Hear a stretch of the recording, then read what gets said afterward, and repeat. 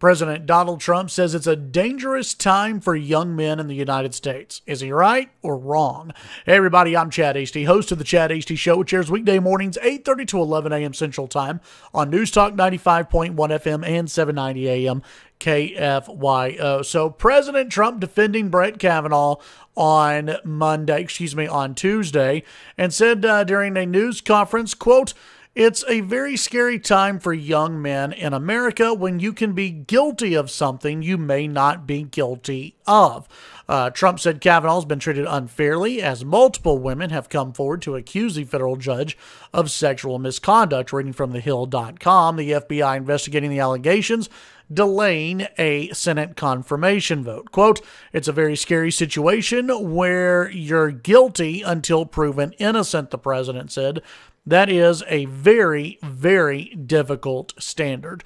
So, of course, you have some people who are online on social media, and I'm sure on the cable networks, who are very upset about President Trump's thoughts on this, saying that it's a scary time for young men. I'm sure that you have some on cable TV and on Twitter and on Facebook and other social media platforms who are saying, well, if you think it's scary for young men, how do you think it feels to be a young woman? How do you think it feels to be a non-white young man? Listen, none of that crap matters. What matters is what President Trump said in the press conference, and that is this. It is a scary time to be alive when you are guilty and you have to prove your innocence, or when you're presumed to be guilty and you have to prove your innocence. That is scary, and that is not the way that this country works. It's not the way our justice system works. It's not the way it should work at all, whether it comes down to sexual misconduct or any other type of possible crime. You are innocent until proven guilty. And the left in this country wants to change that standard, but they only want to change that standard for people who are conservative or Republicans. They don't want to change that standard for everybody else. You have Beto O'Rourke, who had to apologize or felt the need to apologize because he wrote about phenomenal large breast and tight buttocks when he was 20 years old in college. Normally, who gives a damn what a 20-year-old wrote in a review about a theater production? I know I don't care. The reason, what I care about in the Beto O'Rourke Ted Cruz race is policy. That's what I care about. I don't care what Beto O'Rourke thought about hot women back in the day, or women with phenomenally large breasts, according to Beto O'Rourke. That doesn't bother me. I don't care about that, and I don't think most people care about that. But Beto O'Rourke felt as though he had to apologize and say that he felt ashamed for what he wrote back when he was 20 years old. Okay, maybe he felt ashamed, and maybe he did not feel ashamed. But everyone feels the need now to apologize and jump out and say that you're not a sexual abuser, that you're not somebody who is a creep. Why? Because in today's society, when it comes to sexual anything, you are presumed guilty and you have to prove your innocence. That's not how it should work. You look at Brett Kavanaugh. Brett Kavanaugh has gone through at least 6 different FBI background checks, and not one has turned up a whiff of anything wrong in Brett Kavanaugh's history. Not one.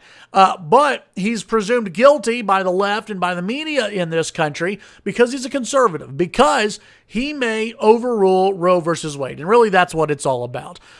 In this country, you are innocent until proven guilty. We have some Democrats in Lubbock who want to protest out at the Tim Cole Memorial here in the Hub City. And those of you who don't know anything about Tim Cole, feel free to look it up. Tim Cole was wrongly accused, even by eyewitnesses, wrongly accused of a crime, and he was sent to jail, died in jail, and he was falsely accused, my friends.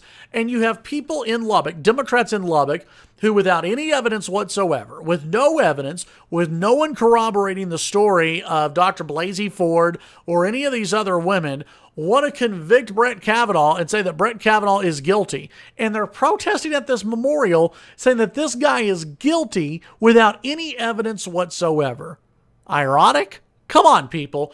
You are innocent until proven guilty, and it's something that is very, very scary. I have heard from people on my radio show. I have heard from women, from mothers who have reached out to me and said, I feel worried about my son. If my son has any ambition whatsoever, if he's a conservative, he's a Republican, he could be targeted. And they're right, folks. If you can take down Brett Kavanaugh and stop Brett Kavanaugh, not because of evidence, and if there's evidence out there that he did something wrong, then let's see it, but not because of evidence, but because of allegations, then you can take down any politician by merely accusing that politician of sexual misconduct, and that is not right. It can be weaponized. I think it is being weaponized, and I think it's very dangerous. I also think it's very dangerous for women and for young women out there, those who have truly been victims of sexual assault, women who you wish you could believe. You wish you could believe every story that comes out. But we've seen it weaponized before. We have seen false accusations before, and it always hurts. It always hurts the future victims, those who are being attacked, right now, from being heard. Women should be upset about this, not because of what Brett Kavanaugh might have done. There's no evidence. If you can be upset with Brett Kavanaugh once there's some evidence, once there's someone corroborating the story, you can be upset about that. But what you should be upset with, ladies, and what Democrats should be upset with, is people weaponizing allegations that will hurt future victims later on. It will hurt victims later on, and it's a terrible, terrible thing. It'll hurt men later on, men who are accused for...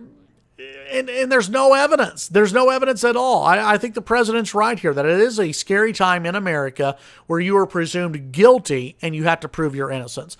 That is wrong. You have the presumption of innocence in this country. You are innocent until proven guilty. That's the way it should be. It's the way Democrats should be acting right now. And the fact that they're not is absolutely shameful. Although they are protecting Keith Ellison, Keith Ellison, who wants to be the attorney general there in Minnesota. He's been accused by his ex of abuse, and apparently there's photos and video out there. But the Democrats don't want to investigate that. The Democrats say he's innocent and that there's no way that his ex is telling the truth, but they've shown no evidence of it. So I guess it's believe her when it's a Republican. Don't believe her when it's a Democrat. Pretty bad double standard there for the left, but should not shock anybody. Tune in to the Chad Hasty Show weekday mornings, 8:30 to 11 a.m. Central Time on News Talk 95.1 FM, 790 a.m. KFYO.